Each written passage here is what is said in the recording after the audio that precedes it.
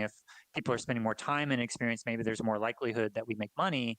So there's that tension between creating addictive loops that are trapping people's attention versus creating just normal experiences, because it's actually up to each individual to decide how they spend their time. So we want to have an opportunity for people to make those choices, but at the same time, there could be the incentive and the motivation for why you're designing things. And is it to kind of trap people in those addictive loops, or is it to really empower them to be able to have whatever experiences they want to have? Well, I mean, from a financial motivation standpoint, and, shareholder responsibility standpoint, I mean, obviously the goal is to trap everyone in these kind of feedback loops to get as much out of them as humanly possible. So, but it's the same problem that plagues smartphone use. I think it's just going to be drastically amplified as they have this on all the time. But I don't know. I mean, it's one of those concerns that I just have of the whole situation. And I'd Yeah, well, say, go ahead. well, I was going to say another one, unless you want to keep going on. Well, what I was just going to say on that is that Tristan Harris has created a thing called Time Well Spent, and he would start to track the phenomenological experience that people had when they were using an app. And so what he found was that some of the most popular apps, people were happy 1/3 of the time, but 2/3 of the time on the most popular apps, they felt like they were being controlled or manipulated and sort of trapped within this kind of gamified gambling system that was really just trying to distract them or capture their attention. And so that phenomenological experience of how an app makes people feel is very hard to quantify and put into an algorithm.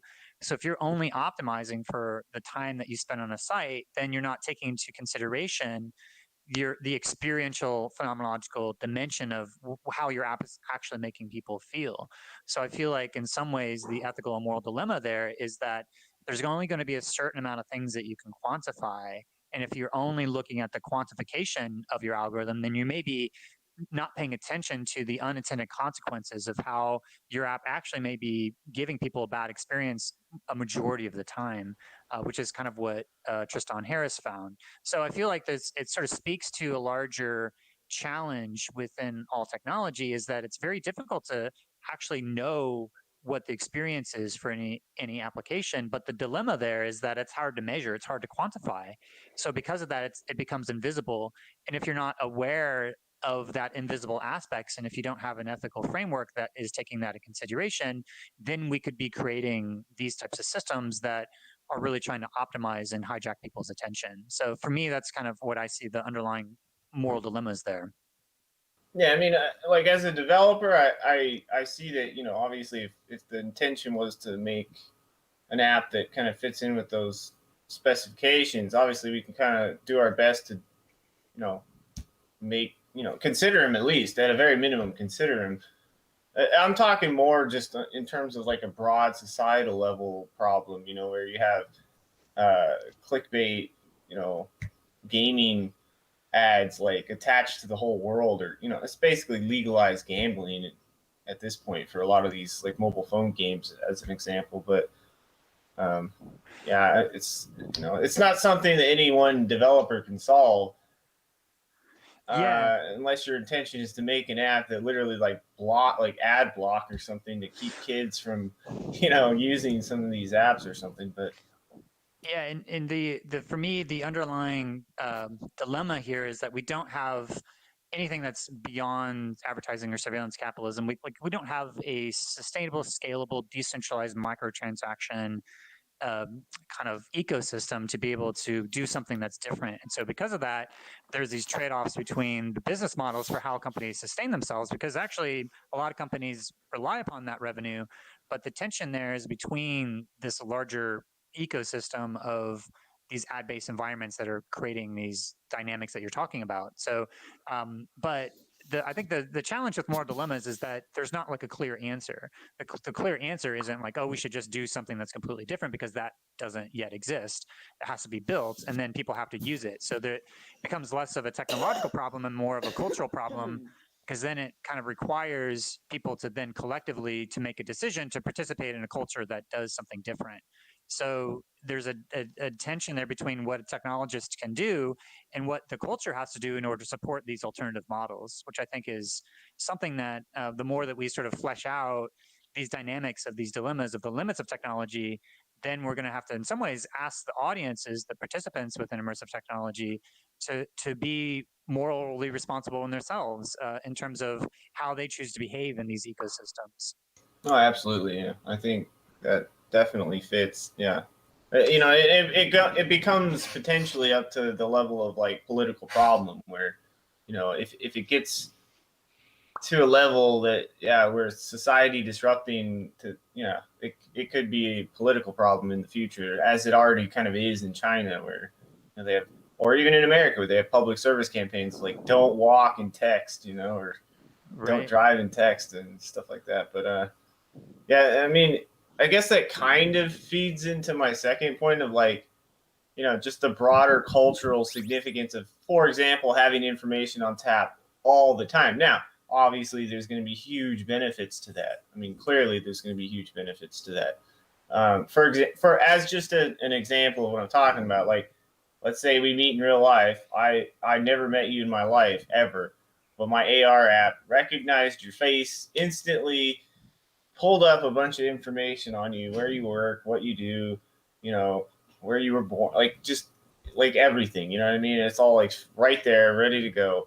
And so I know more or less a huge amount about you. It could get in, if you guys ever watch Black Mirror, like the social credit score thing, that's already a problem in China.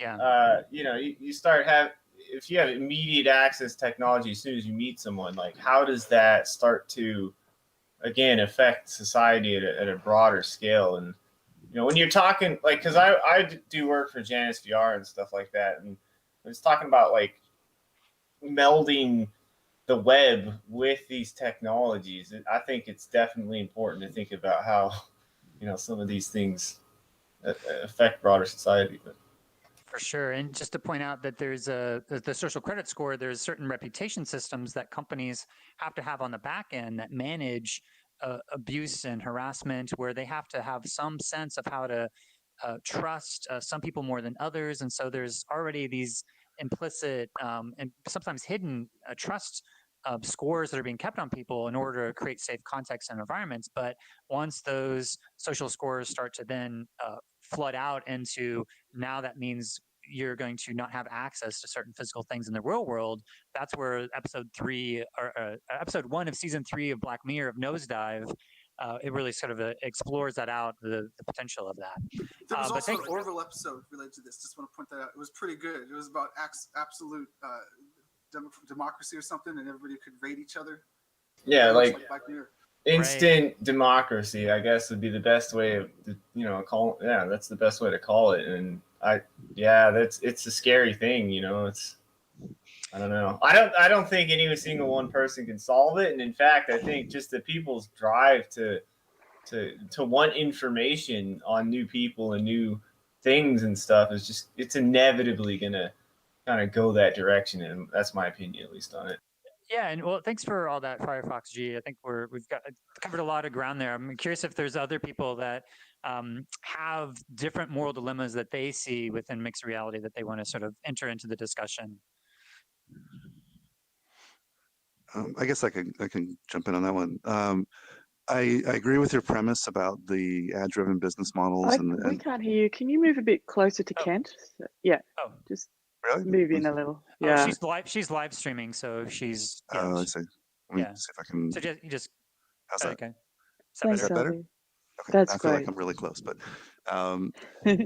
so there's a couple of things that brings up. I mean, first, just I totally agree with you that the ad-driven business model is what causes some of these corruptions that we're reacting to. A lot of things on your board would be different if the business model was not incented the way it currently is.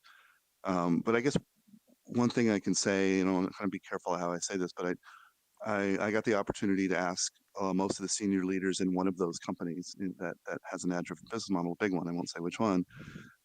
What if we could come in and show you a different way to make money? What if we could figure out the microtransactions and all the stuff that we've talked about that'll be really, really clever once they're all working, people use it.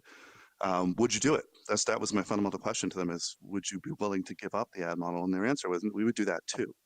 So we could spend a lot of time inventing an alternative economy that doesn't have the same issues, and the people who are making a ton of money right now are going to continue with what they're doing as long as it makes money. They're not going to willingly change it. Some of this stuff may require regulation to force a change, but I guess the meta question I have of this is I could probably agree with 98% of what you have on the board and what you folks brainstormed last time, but I'm struggling with what to do about it, right? Like, I can control which company I work for.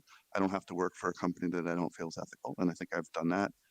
I can choose projects that are ethical. I could even go work on some of these solutions that we've talked about, but that none of that really changes the big players in terms of what they're doing. They either have to come to it and agree it's the right thing for their business, or we have to just boycott them or regulate them. Yeah, well, I was at the VR Privacy Summit, and I think at the end of the day, everything that we were talking about in terms of architecting an ideal realm of for privacy, the business models, if the business models are in conflict with the interests of privacy, then there's always going to be that tension there. The companies are going to be trying to push for trying to do things that are going to be potentially compromising our privacy over the long term versus our right to privacy. And so I think that's the sort of heart of the moral dilemma, is that these companies do need to make money, but at the same time, the costs, the unintended consequences are those they're externalities in economic terms. So they're not measured. So a metaphor that I think of is whenever you chop down a forest, the GDP goes up. So because the gross domestic product doesn't include the cost that happens to the ecosystem and the environment because you've lost those trees, then it just is not a part of the equation. It becomes what they call an externality. So there's so many aspects of externalities of our privacy, of these different cultures and communities that we want to create that are in conflict with the economic interests. It's almost like a dialectic between the quantified world and the qualitative world. And I think that's why there's so much discussion about ethical frameworks, because I think not only do we need frameworks for these companies to be able to help navigate and make some of these just decisions and trade-offs, but as consumers, we have the power to be able to say, actually, we're not going to economically support these companies that we don't feel are living up to these thresholds of what kind of moral frameworks we want them to have. Lawrence Lessig has a system where he looks at the 4 different dials that you can turn when it comes to making collective change. And he says that there's laws. So there are laws that are compelled regulation from the government to be able to drive behavior. There's the economy. So each individual has the opportunity to decide where they're going to be putting their money. There's culture. So there's an element of education and behaviors that happen from the collective that can be shifted through these types of conversations. So you can shift culture. Or there's, what's the last one? There's the actual architecture and code of systems. So you can actually create your own system that has embedded within it the own architecture and the technology that could then shift culture.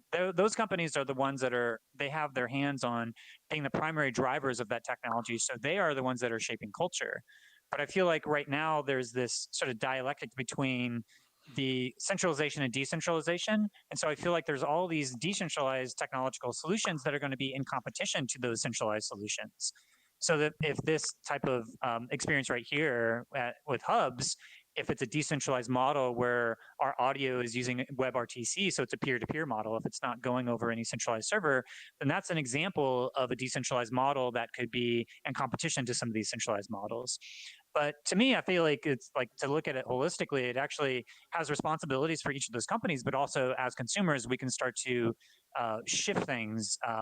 But that, to me, you have the economic way. You could do economic competition. You could shift culture. You can make laws to regulate people, or you could try to create your own technological solutions that does something different. So that's at least how I think about it, and how part of the value of coming up with these ethical frameworks is that we could start to, as individuals and as we're in these companies, we can start to make these different trade-offs and try to have a strong intention for where we want to go in the long term. So that's at least how I think about it. What about other people? Do you have other moral dilemmas that come up for you when it comes to thinking about mixed reality?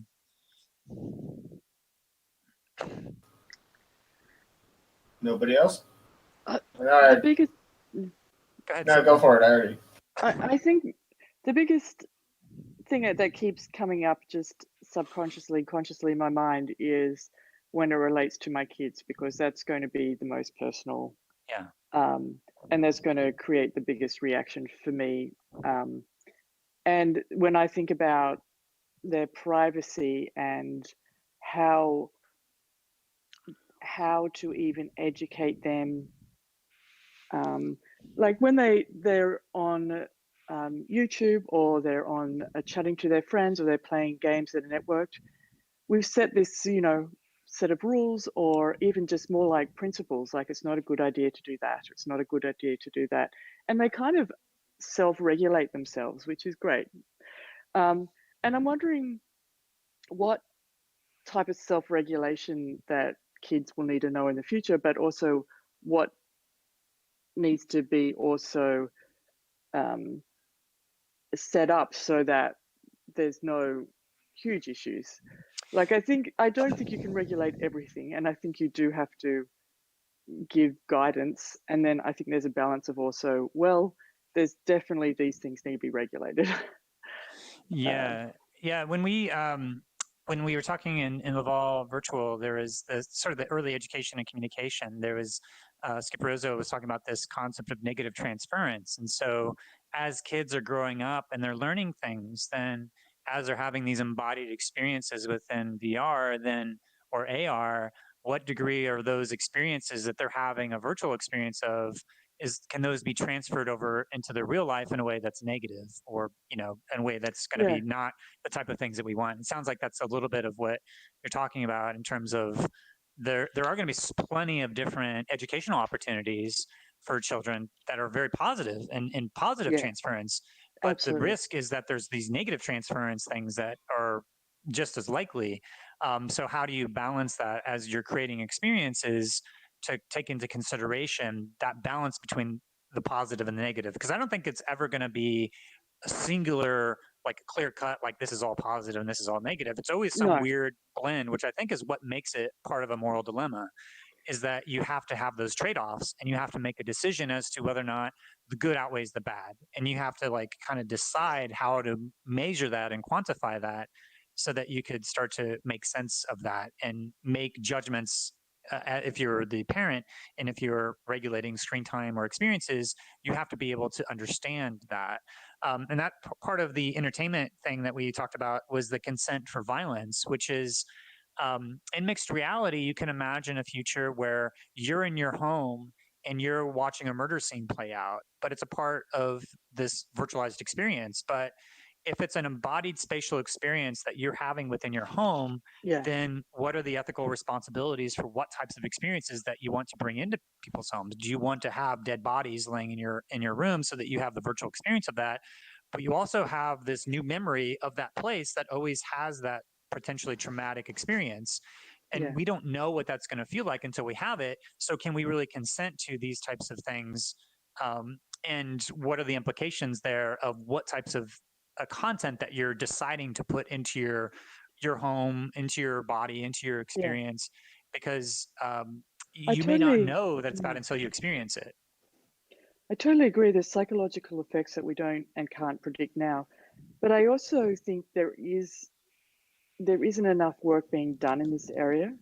I think that if we did spend some time as an industry working out what are the psychological effects, positive and negative or whatever, um, for spatial computing, then we understand the problem, and designing solutions is the easier next step, right? I'd just like to see a lot more effort and time going into understanding the psychological effects and also the cognitive abilities that we can have in spatial computing that we haven't had previously, and that can be good and bad as well. And the thing that comes to mind is that the psychological effects, there's a bit of what's your experience of this and how do you capture that? For me, there's a whole phenomenological component of that, of what it felt like for you to experience it. And I feel like in science, it's very difficult to get at that. You can get quantified numbers of what is happening in your body, but to really tie in what your direct experience is, and to be able to have that as part of the larger conversation and feedback loops. Because right now, like I was talking about earlier, in terms of it's very difficult for companies to know whether or not their app is making someone feel good or feel bad. That's where Tristan Harris came in with Time Well Spent, and he started doing surveys asking people. But it's that type of qualitative level of getting feedback in terms of high level, like what is this experience, what is the app, and how is this making people feel? I think at a whole, in the whole immersive industry, there needs to be a little bit more thinking about how to get at that data and how to capture those phenomenological accounts and how to actually tie that into the design process. Yeah, I totally agree. Just with the Tristan Harris, just pushing back on that just a little bit. Like before he made large companies sit up and listen, which is fantastic. There was actually a lot of great studies done on the effect of attention and the psychological potential of it. Yeah. And I guess being a designer myself, I'd encourage us to, with that insight, to start looking ahead and building in design patterns into how we're building our experiences with that knowledge already. Yeah, I think that's a really good point. I wanted to just sort of expand on that a little bit in the sense of there's a split between academia and industry right now. I see it in the VR industry. I see it in almost every industry. Just as an example, when I went to a philosophy conference, the philosophy of mathematicians weren't going to math conferences, and the mathematicians aren't going to the philosophy of math conferences. So you have people who are philosophizing about the underlying principles of a domain that they're not even actually in conversation with the people who are practicing that domain. Yeah. And I think that as a metaphor is kind of rippled out in terms of how academia has been so siloed that they're not actually engaging with the practitioners. So they're coming up with sort of mental abstractions of these models, but those models aren't being stress tested in an agile, iterative way. And so I think there's the silos of academia, the barriers of cost, but just the fact that there's not a lot of collaboration that's happening. I feel like there's a trend that I'm seeing in XR where those two are starting to come together more. I know the Canadian Institute for Advanced Research is going to be holding a symposium in May that I'm going to be, in May that I'm going to be going to, that is bringing together neuroscientists and game designers to be able to start to see how the practitioners of game designer could be able to create experiences that help neuroscientists do research, but also how the neuroscientists could give information to do better game design. Oh, so that's great to hear. It's those types of collaborations that I feel like immersive technologies are going to start to break down a lot of the silos that have been there. But we do exist right now in a very siloed, fragmented world where we do actually need to have all these people start talking to each other. Totally. Cool. And I'm just going to, what's the time check right now? I just want to see how much time we have left for It's 9:33. Okay, great. So we're about halfway through. I'm going to ask to see if other people have other things they want to contribute. I'd like to just sort of walk through at some point here, but I wanted to see if there's anything else that's emergent, because I feel like there's, I just want to hear if there's other sort of moral dilemmas that you think of when you think about mixed reality that we haven't talked about yet. Porn filters on everyone all the time. How does that, like, how are we going to solve that issue of, So if people have a shared space, then having content that is maybe inappropriate for that context, and how do you regulate if people are able to put whatever they want into an open space, that's especially if it's decentralized, then how do you do some agreements in terms of what type of content filters that you have? Yeah, just in a general sense of like, is there any way that we could possibly design something that has an agreed upon set of rules for everyone wearing, for example, AR, that has like the ability to, let's say, I had the ability to just put a filter over every single person that turns them into, a hot anime, or, some kind of, a porn filter with like photorealistic, bodies or something. Like, how do we as a society sort of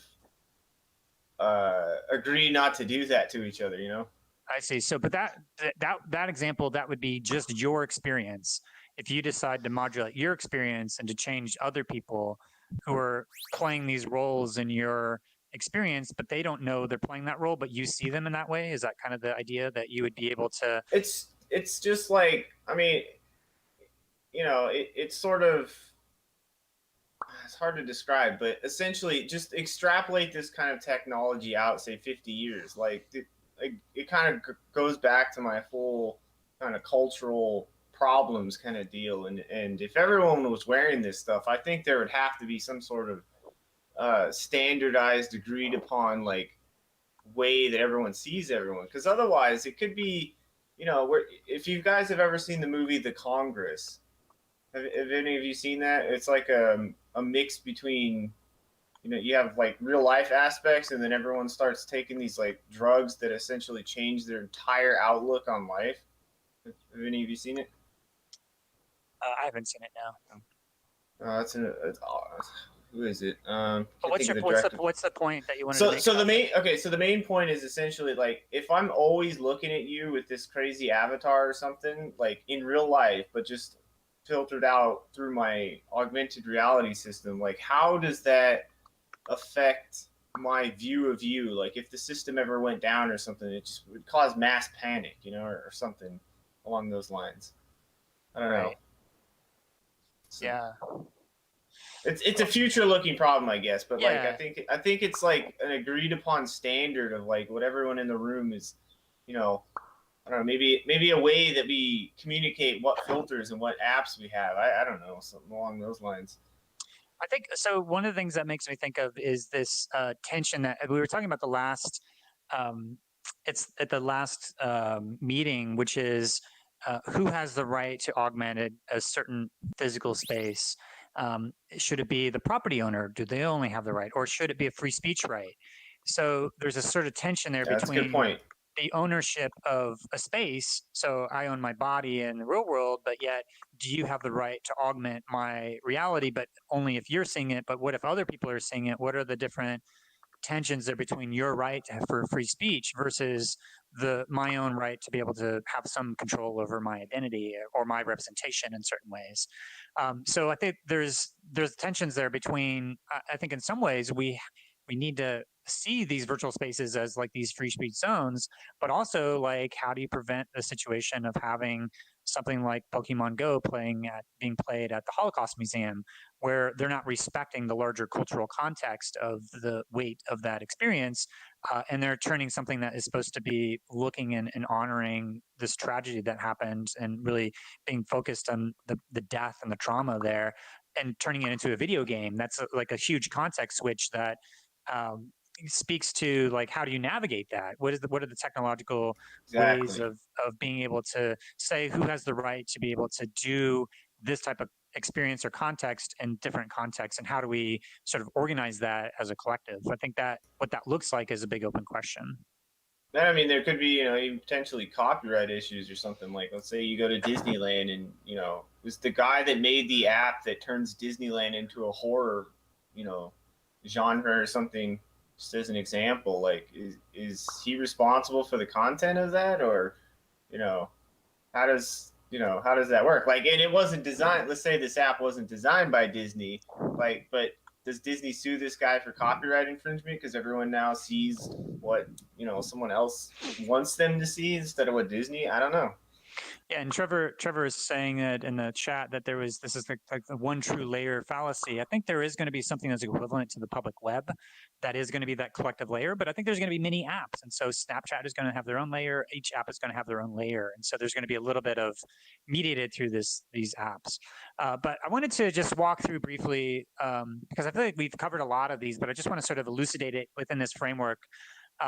Because when I was at Laval Virtual, we did this whole like brainstorming of very similar to what we just did here. And we put up these post-it notes, and then we came to the challenge of like, how do we make sense of it? And so this was kind of like our first draft of how to start to make sense of it. And so I feel like there's this balance when we talk about moral dilemmas.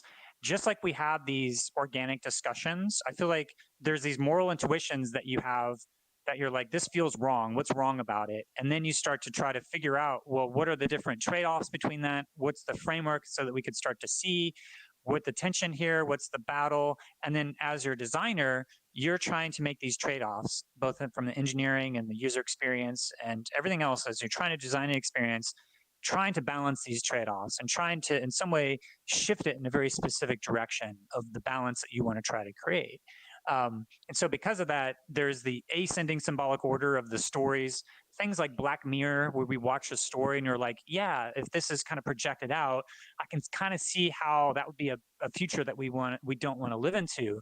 But then the challenge is to take those principles from dystopic futures like Black Mirror and then try to abstract out what are the underlying principles of the different trade-offs. And so this, in some ways, this is like the descending symbolic order, so that as designers, we could start to have some sort of framework of the human experience to be able to make those decisions.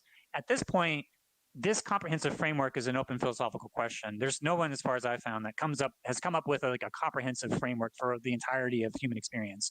So this is by nature going to be incomplete. And I think, you know, that mathematically Gödel and the incompleteness theorem, I'm happy with having this be incomplete, but at least it's something that's good enough. And I think that's been the challenge, is that because it hasn't been complete, we don't have anything at all. So having something here is better than having nothing, at least from my perspective. So with that, I feel like there's two main axes here between self and other, and home, like your private and your public.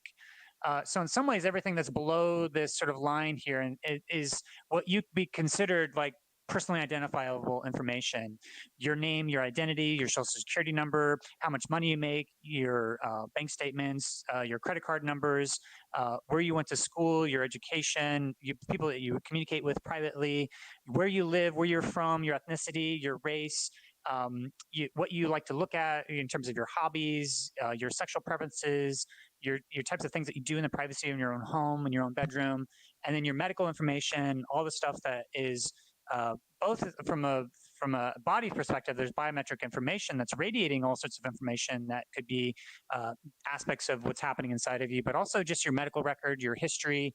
All this information is kind of the public aspects of our lives that would be kind of classified as personally identifiable information. But then there's all sorts of other things that are a little bit more in terms of in the public, in terms of what's your job, your career, what church do you go to, with other people that are there. If somebody has died in your family, that's a matter of public record. If you, who your partner is, in terms of if you're married, that's recorded by the state, so that's a public record. In terms of your spouse, your friends and community, as you're hanging out, people can see you there, and then different aspects that. You know, if you go to prison, that could be one aspect that's on the public record that you want to keep private. So there's aspects that, so anyway, that's sort of a rough overview of sort of the public and private. But then there's the self and the other, in terms of it's either yourself or the other. But with that, that's kind of a rough framework, but you have your self and identity. So you have biometric information, the privacy of that information, what happens to that information, who owns that data, what kind of psychographic profiles is that going to be able to be created on you. You have virtual goods and resources. So there needs to be new economic models to be able to sustain these types of exchanges, microtransactions, but the economic sort of reality is going to be driving all these other issues. As long as there's a connection between the economic models and being able to gather all this information, people are going to still want to harvest all this information to create those psychographic profiles in order to create these advertising campaigns that are trying to match what your values are with what you're going to be interested in. You have early education and communication. So you have this concept of negative transference that we talked about, which is what are the responsibilities if you're creating an experience? Are you going to be training people to be doing bad behaviors that we actually don't want to have? In terms of ownership of the real world, is this a decentralized world that anybody has access to it, or is it have some connection to property rights? How do you mediate who's able to control what happens over spaces? Your home data, what are the implications of having cameras that are able to start to capture not only the insides of your home, what stuff you have there, but where you're at, where you actually live. So I think there's a lot of trade-offs there in terms of how to deal with that private home data, make sure that you can get benefit from it, but not it being shared widely. Entertainment being consenting to violence. If there's experiences, what are the levels of obligation for you as a content creator to disclose what is going to be potentially traumatizing to people? creating addictive types of experiences where you're trying to get people into addictive loops, and what are the implications of people living their entire lives in these entertainment experiences, and what are the ways that you may be taking them away from participating in other aspects of society. What are the moral implications of that? Do no harm and doing evidence-based type of research within medicine. But I also say there's a whole realm of sort of qualitative aspects of things that are very difficult to have empirical evidence. And so matching the phenomenology with the evidence, I'd say, is a big challenge in medicine. Safety with other people. How do you create safe online environments? If you are being harassed, what are the different things that you need to design for to be able to ensure that people have systems where they can feel protected within your environments and be able to report people and to be able to deal with bad actors. And then there's going to be a whole realm of relationship fidelity of what's it mean for you to start to have these different types of intimate relationships in these virtual experiences. What are the boundaries of your relationship that you have, and what are the agreements that you have with your partner of what is and is not okay in these new contexts? For that's something that's going to be up to each individual to kind of sort out with their own partner about what those boundaries are. There's a whole issue of after you die, who has the rights to your embodiment, to your representation, to be able to continue that afterwards. I think we're starting to see that already with a lot of the Hollywood, but I think within these virtual environments, being able to take those identities and still carry them on in different ways. There's ethical implications there. There's going to be need for these types of frameworks to be able to navigate these types of ethical dilemmas. Government control. This is something that was very briefly mentioned in terms of places like China, where they have a lot of very explicit methods of trying to control their population, to be able to surveil them and to be able to control and manipulate them in specific ways, memory holding information. And then the social reputation score, it's something that could help on one hand create safe environments, but on the other hand, it could, once that social reputation score starts to then bleed out into the real world, then what are the implications of creating systems that are giving access to people or taking access away to people based upon your arbitrary models that you've created, their quantified lives, and how that has real impact on people. And finally, there's an element of accessibility. And so any of these experiences that you're creating, how do you make them as accessible as you possibly can for people, and to try to take into account people that feel exiled in some ways in terms of the access that they have to normal interactions with people. And as a designer is how do you ensure that you're as inclusive as you possibly can to be able to address all these different accessibility needs. So that's just like a quick tour. I think in the process of our brainstorm, we kind of came up with a lot of these organically, but I wanted to kind of throw it back to the audience to see if there's other things that come up, other anecdotes, experiences that don't even fit within this framework, other sort of thoughts or reflections, ideas that came up in terms of ethics and morality within mixed reality. Yeah, I wanted to add something. I don't know if, can you hear me okay? Yeah, we can hear you. Okay, cool. I had a few little problems with the connection again, but anyway, we've talked a little bit about the potential different aggressors in this situation, right? And we talked a little bit about the government, specifically China, and we've also spoken a little bit about the kind of lone wolf weirdos or incels who might try and make everyone look like they're in a porno or whatever, right? Right. But the thing that's always been most frightening about this technology to me is kind of us, the companies, the people in the industry who are putting this forward and making this available to other companies to come in. And as we talked a little bit about a couple of weeks ago, then one of my feelings around this technology and its danger is that it's the most kind of complete and all-encompassing surveillance technology that we have ever kind of conceived of. And that means that our devices become mediators between us and every interaction we have with that world, whether it's a interaction with a friend or a loved one, or a purchase, or even a look, like being able to notice, small things about, preferences and consumption or sexual or whatever, right? And that to me is the most worrying thing, and not because I think that anybody is going to spy on me and use it to try and undermine me in some way, but it allows the kind of subtle tweaking of what we imagine to be reality to train us to be different types of people and train us to be better consumers, or in whatever kind of role, in China's case, I suppose better citizens, but in America and the kind of global Northwest, I suppose we're living in this model of consumer capitalism where that's the direction it would take us. So to me, that feels like the worrying thing. That the idea that our understanding of reality could be warped and shifted to the point where that we are no longer in control of who we are as people. Yeah, yeah, and the way that a behavior neuroscientist, John Burkhart, told me is that the line between predicting behavior and controlling behavior starts to blur and go away when you start to look at these things. And so we've been trusting these companies to be able to be good stewards of our data. But as we saw with Cambridge Analytica and Facebook, when that data that's been aggregated and is in the wrong hands, then it can be used as a form of information warfare and potentially at some point experiential warfare with someone creating entire immersive experiences that are trying to get you to a certain belief, especially when you start to tie in all this biometric data.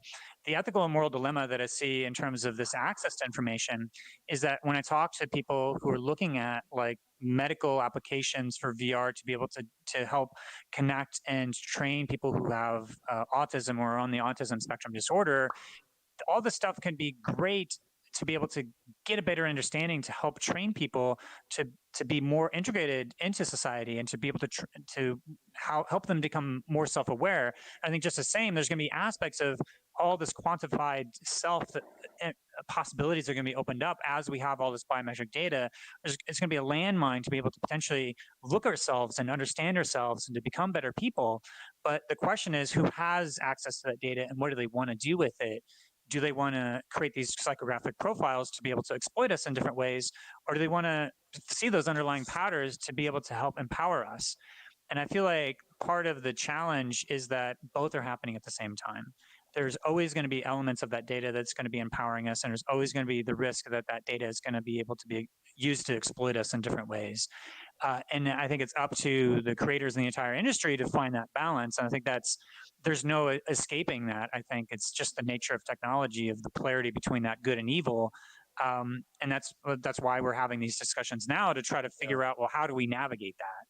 But it's not also just the users who have the responsibility to choose the right products, or the developers who have the responsibility to to develop the right things. But it's also about the platform and what that allows, right? And I suppose that's what's interesting to me, particularly about this group, is that there may be things that we can put in place now that systemically allow us to be able to slightly kind of control that direction, right? Yeah, absolutely. Yeah, this is a highly leveraged point for the people that are in this room right now, and initiatives like the OpenAR Cloud and what are the ethical frameworks that come forth to try to as much as we can give some guidance. And I feel like the challenge is that because we're talking about the human experience and the complexity of the human experience, it's actually very difficult to kind of reduce it down to something that's a soundbite or something that's simple. In some ways, it's like fleshing out each of these dystopic potential futures, and the type of work that you do, KG, with those kind of imaginal futures, speculative design, looking at one potential path, and to be able to sort of step into that level of embodiment and see what that feels like, be like, oh, this feels terrible. Let's go in another direction. But I think it's one of the worrying things to me, though, is that those worlds are not the most dystopian it could be. In fact, I wasn't even trying to make these dystopian worlds. Part of it was about trying to explore the possibility, and a lot of the things that I showed are really, user-generated things. It's relatively open. People are allowed to do whatever they want. It's not all controlled by a singular system. None of those things are really the kind of proto-smart city as you would imagine them. And yet, these kind of presence of a few bad actors has enabled this complete kind of, the whole thing becomes like a prison.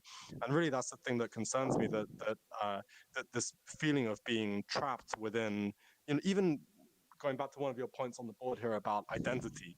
And this is something that's really interesting to me, the way that we imagine identity, that I think since social media came onto the scene, we imagine identity now to be this kind of fixed thing, which is an immutable, collection of data points that describe our behavior and our personality and our taste of interest. And where I've never really seen identity like that myself, and I feel like I'm a sort of different person depending on who I'm with. After this, I'm going to go and have dinner with my wife and my little boy, and I'm a completely different person around them. And I'm going to be in Japan, and I feel like even in Japan, I'm a different person because the language is different. And the idea of being trapped within one thing and that data following me around is also kind of, scary to me as well. I would much prefer this more open infrastructure where you can, reinvent yourself and be whoever you want at whatever time, a kind of more anonymous situation. Yeah, But and yeah, I think that philosophically, I've been thinking a lot of the difference between reductive materialism, which does try to fix your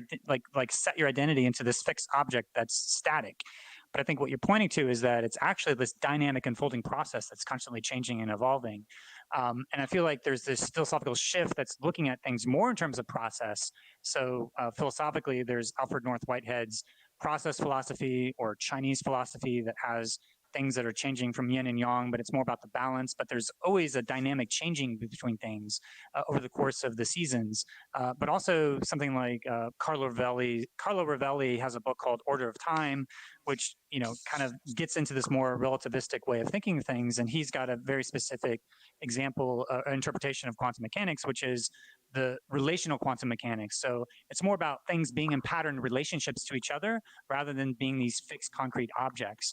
And I feel like that's a shift of where we're going, is like trying to think of, because that's what companies are trying to do. They're trying to create all this information, all these information that we're radiating out to get some sense of who we are and what we value.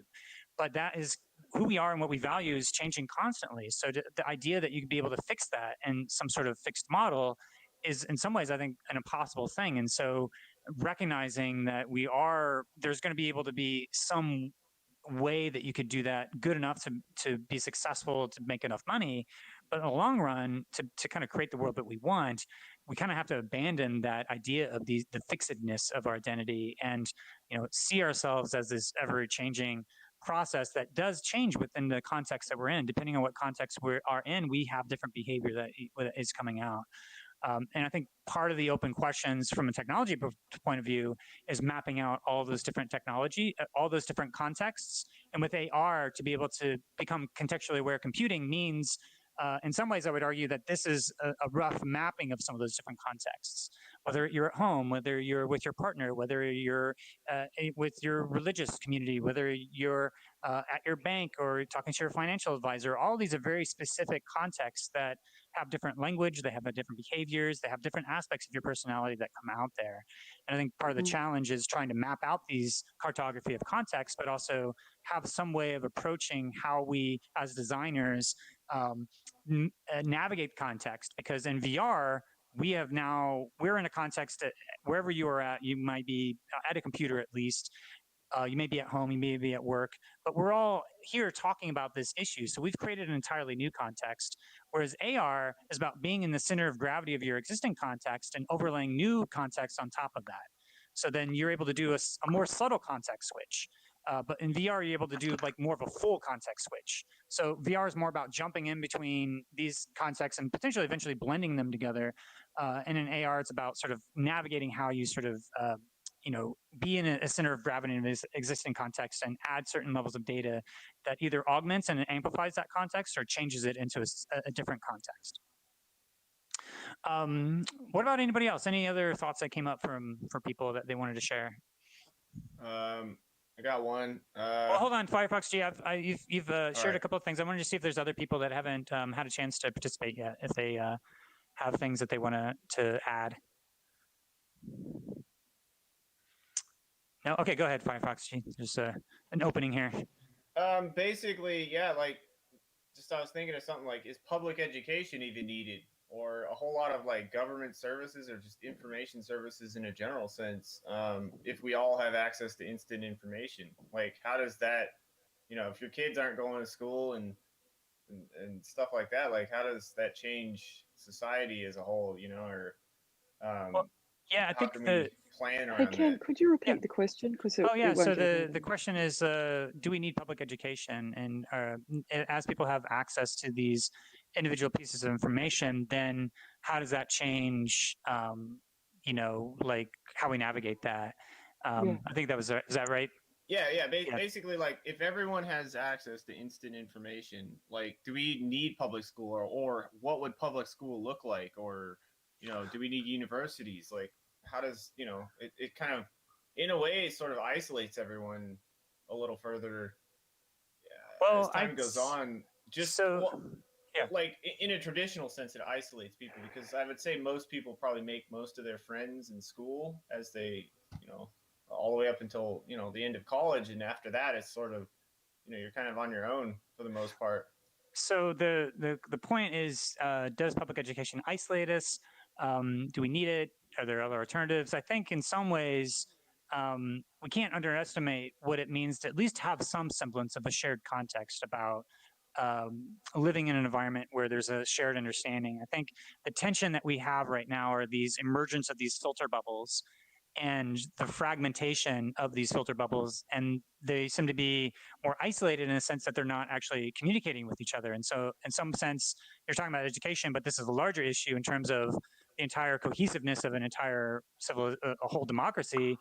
How do you navigate creating running a democracy when there's these very different ideas about what the nature of reality even is, or even the sense of what the history is?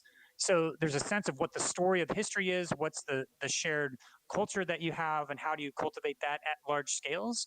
And how is technology going to change that? Well, we've already seen that technology is amplifying these fragmentations and the polarization.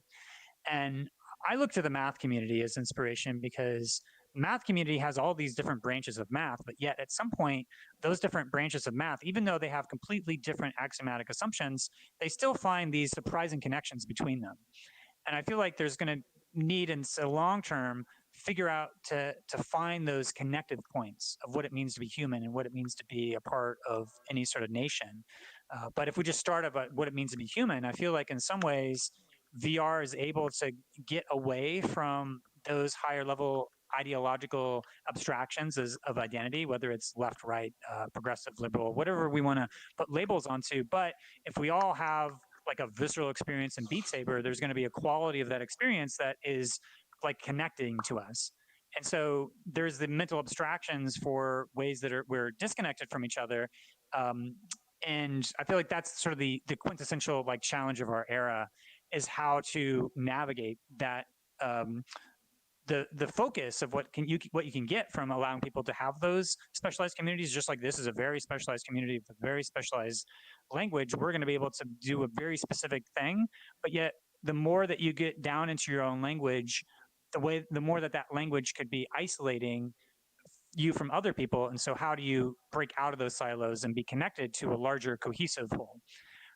That's at least how I think about it. I don't know if anybody's thought of a grand solution for how to sort of eliminate the filter bubble phenomena, but I feel like there's benefits to it, but there's also these huge downsides, especially when you talk about people trying to live with each other when they have completely different stories about what reality is and what history is, and they start to resort to violence to then sort of resolve those conflicts rather than trying to talk about it or find any level of connectivity between their experiences. I mean, if it were me, I'd be looking to the past.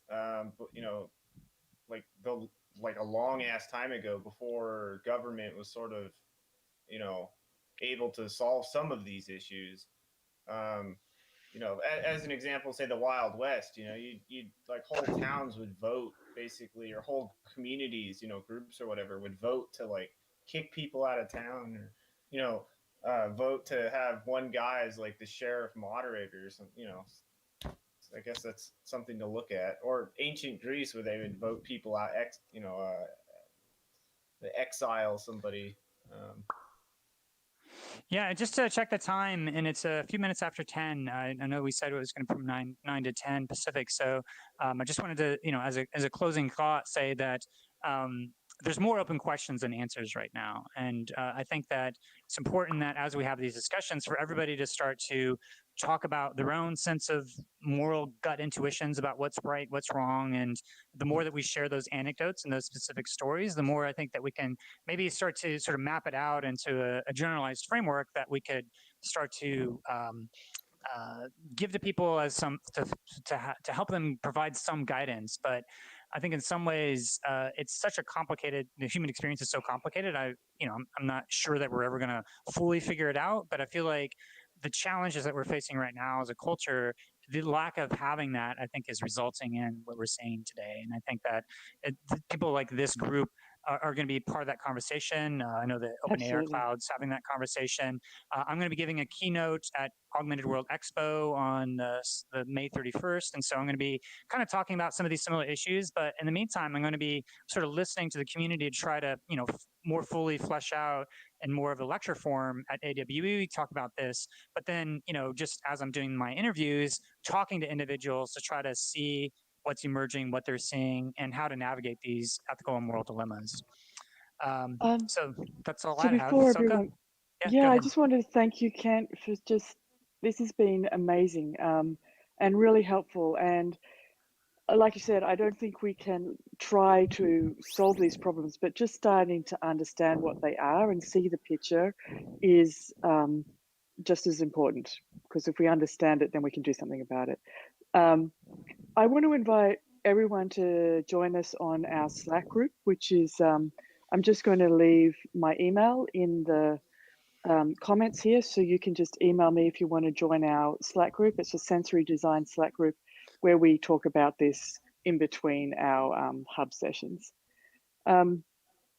Yeah, this has been, Kent, a great overview of all the ways and avenues and points of views to think about these ethical issues. And thank you everyone for your questions as well. Keep it up, keep asking questions and keep giving us your thoughts. Thank you. Awesome. Thank you, Yeah. Ken. Thank you. Thanks, Silka. Thank Yeah. you. Great. And I'll be around here for a few more minutes if anybody wants to hang out and chat. I'm But yeah, trapped thanks over everybody here. I for can't coming move out. around, but Oh, you can't move? is anyone else going to AWE? I might be now. Oh, good. I'll be there. Yeah. Well, I'm gonna go over here with Keiichi just because. Thank you. Yeah, if people want to hang out, We for should have anybody who built can't. the I should have built the stage around the Entrance point. around. Yeah, exactly. Anyway, thank you for everyone coming over here. Part 2. Yeah. So will anybody be around for AWE? Apart from Yeah. Ken? Yeah, I'll- I'll be there. That'd be Apparently, I'm talking as well. So Who said that? And judges. I'm coordinating with them right now to give a talk on a part of what Ken was talking about related to ads and control and all that stuff. But there's a little bit of an issue with AWE prioritizing paid content right now. This stuff is more important, but they put Kent on Friday. And I'm trying to get a slot on the first 2 days, so there'll be journalists and people will actually listen.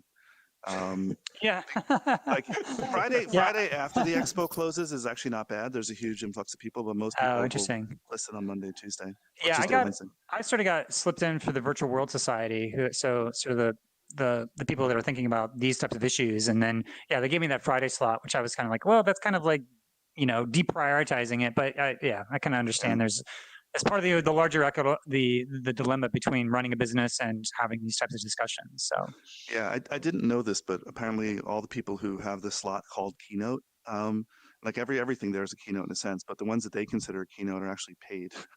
Companies who sponsor get oh, those. that's interesting. So I've been invited to go every year, but I've never gone because they can never pay any expenses or hotel or anything like that. So I've always, as an independent designer, I've always not been able to afford it. So yeah, That's interesting. Well, I keynoted last year and I didn't get paid. I'm going to they- give them a call. it's the opposite. That's what I'm saying. They're expecting to be paid to the To conference. be paid. Yeah, They want exactly. the They conference did to ask be for money. paid. Yes, that's correct. So if you buy a sponsorship, you can get a good slot. So anyway, I got a few people working on that, and if all goes well, I'll be able to give a talk specifically about the privacy and manipulation related to the eye tracking that everyone's going to have in the next couple of years. We'll have wearable eye tracking, and it just really changes the game. So I'm not going to spend a lot of time now on it, but hopefully we'll do that. And short of that, I'll be publishing an article soon. That's a longer version of that. Jen, are you able to say can you talk? Yeah. Yeah. What can you tell us about this conference? That sounds fun. Yeah. We just been making VR conferences in VR. Oh, cool. They're 3D modeled or 3D scanned. And so building it on top of the open web as well, so anyone can link. And I think it would be good for physical conferences, like to have this digital like simulcasting, and Silicon Valley VR seems really interested in that. That would be a 2020 item though, but I think there's been over 200 VR AR conferences since 2018, and this would be a great use of the medium during pre-production event planning to post-production archiving and everything in between if you set it up right with the stages and the streaming. I think, Kent, you were at the first VR conference we ever put on back in 2014. Or Well, maybe... not just to clarify, the first consumer VR conference in the United States, and the second coming of consumer VR. But yeah, there's like Laval Virtual, for example, is having a VR Expo every year for the last 21 years in France. So we can't be too U.S. centric and there's also VR conferences that happened before the modern consumer wave of VR. So yeah, I was at SCVR, which was the first modern consumer VR conference in the United States after the Oculus Rift came out. So yeah, that's what I would say. I meant like the first VR. Like we actually did a conference like in VR back, I think, mid 2014. Oh, you did? Like that. No, that You was did? 2015, dude. Was it? Oh, May 2015. Forever ago. Yeah. I don't know. So, it was all in VR. It might not have been you. It was either you or Chris Madsen or I think it might have been a Chris couple other Madsen. people. Yeah. Yeah. Not sure if I was there. Yeah, Very there's cool. been This for a virtual long time. meetups happening simultaneously. Like, this is so frictionless to enter. Oh, it's great. Yeah. And they actually just saw that they announced that they have support for Discord. So if you're on a Discord server, then you could, click and then you're right in to like a virtual space. ExoKit just integrated that. Oh, cool. I'll have to get on there. Very cool. This is pretty good.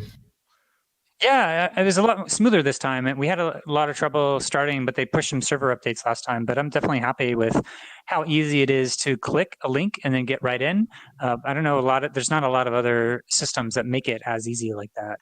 20 to be able people to just, too, and it just ran super smooth, no audio issues at all. Yeah, it was great. Yeah, I agree. Well, whoever's paying for the servers, good job, because they're pretty good. Well, it's WebRTC, so it's like it's all peer-to-peer. Yeah, I'll share the love with them. They spent the Hubs team spent a few hours with us yesterday trying to go through any potential issues. So they've been incredibly supportive. Amazing team. Yeah. Yeah, I'm glad we stuck with it because I was just really happy with being able to tweet something out and people just sort of hop in. There's not a lot of other experiences that allow for that sort of low friction entry into a virtual world. So I really like it. So very cool. Yeah. All right. Well, thanks for hosting, Gil. Yeah. Thanks for coming out. Thanks, Silka, for helping organize all this. Sure. There'll be another one Very tomorrow with ExoKit. We're going to discuss WebXR mostly. Oh, cool. All right. All right. Thanks, everyone. Take All right. care. See you, everybody.